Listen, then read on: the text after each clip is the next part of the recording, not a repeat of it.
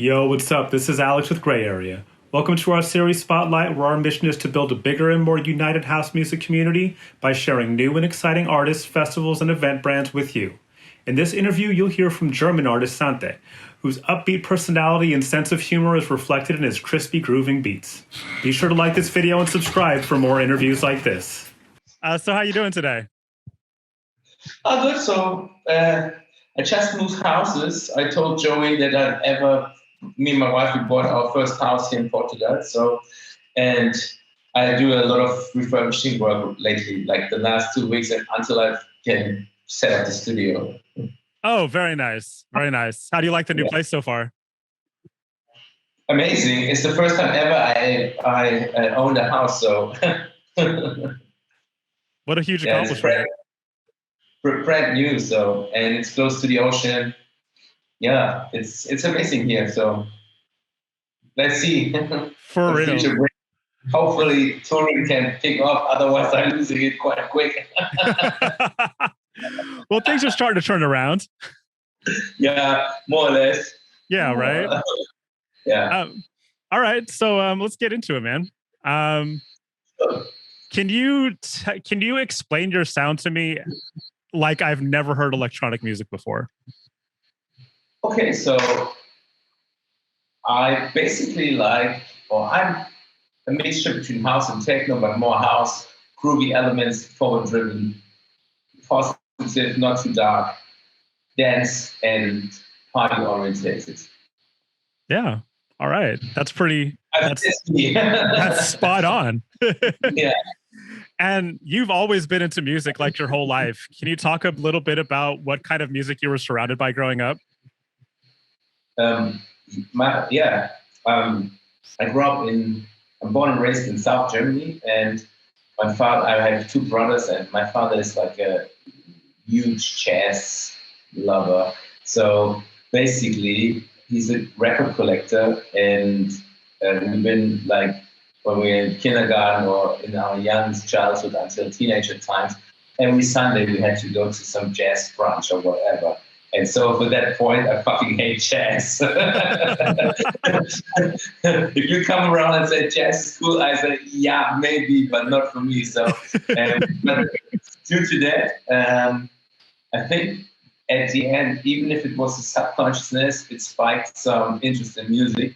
And in my teenage years, like when I was 14, I wanted to learn an instrument, and I started playing guitar.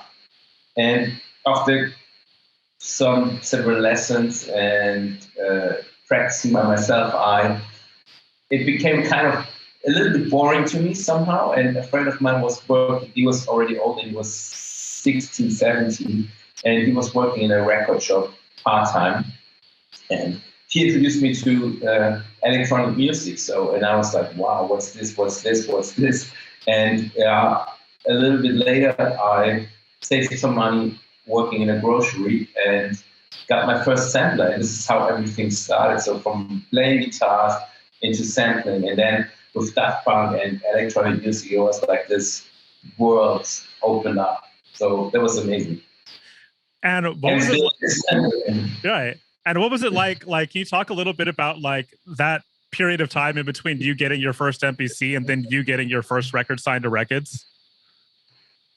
Oh, that time in between was exciting, frustrating, nerve-wracking, everything from super low to up. So I think this was a time where sometimes I miss those days because you experimented so much in the studio. You just try out and try to learn new things, and you've been so free in your sound. And now you get this particular stamp or whatever, you get this booking for that sound. So I really miss those times when you've been like completely like a blank sheet and just started with an idea, and whatever came out, it was at the end of the day, that was the result. So, and obviously it still is like that, but most of the music which is not particularly my Santé sound, never ceased day of any release. This is like just going to stack this here on my HD, and that's it forever. So this has been like the very interesting times. So, and from then on, like finding your language somehow, finding what's interesting, what sparks you, and I think that was an interesting progress. And obviously, you never end or you never stop learning something. So, yeah, I think. But nowadays, it's especially when it becomes to perfection and you turn your hobby into your job and everything's become more serious, and then manager, agent, everything's involved. The pressure got higher, and also the pressure in the studio to deliver exactly what was expected. Right. Yeah. Right. Wow. So I mean, at what point did you realize that this could be a career?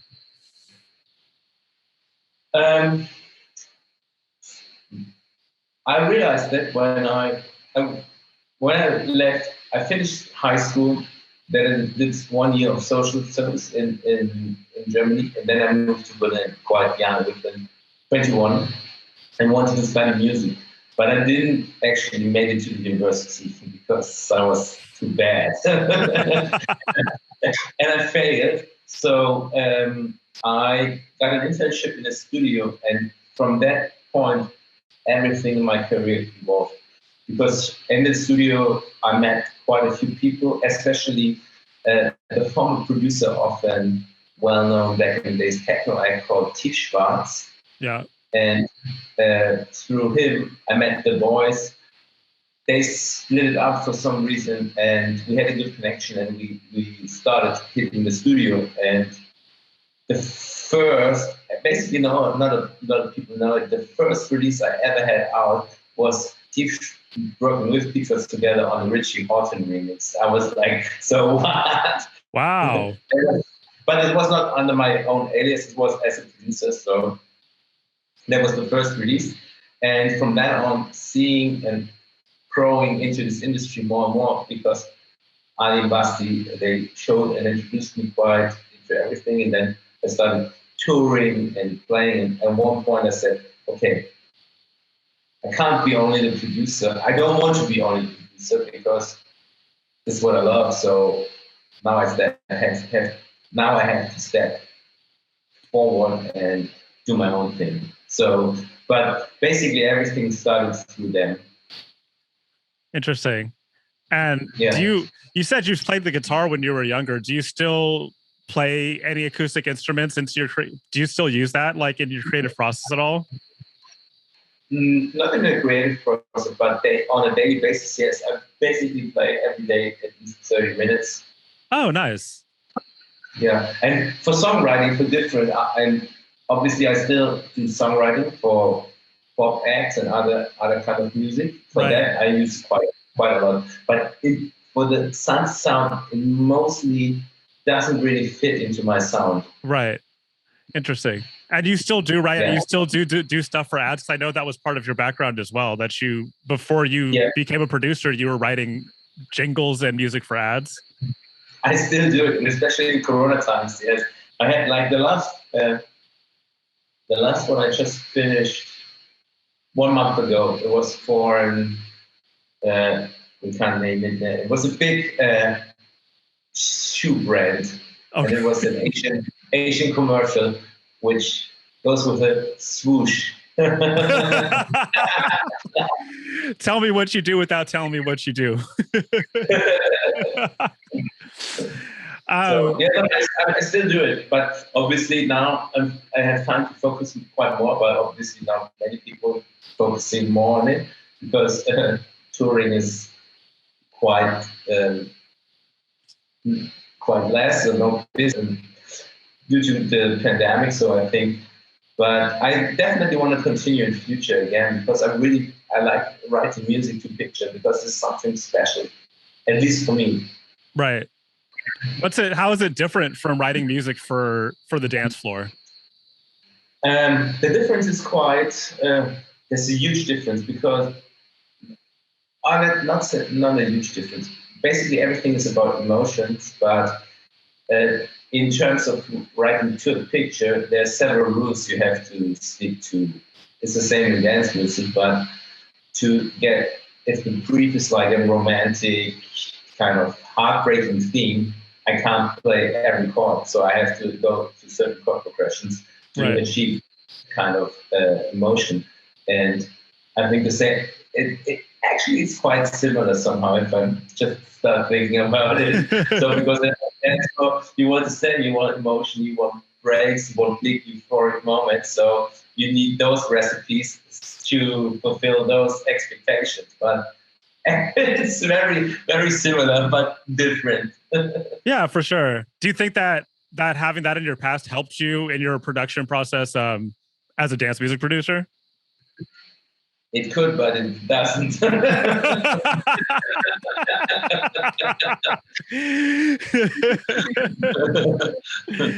Yeah. You talked about recipes with music, but I know cooking is something that you like to do too. I was like watching your Instagram videos, your cooking videos.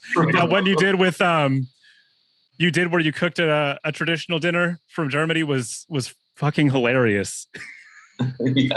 Yeah, that was just out of the blue. Yeah, for some reason, in the beginning of the pandemic last year, I started to do that, and I thought, okay, it's funny. It was a cutter and a director friend of mine who had also had been jobless back then and had some time to cut it. So we just said, okay, let's do it. Let's see what's happening. But obviously, I got a couple of requests, but I don't want to become a TV chef or whatever. I want to stick to music. It was just a really nice experiment.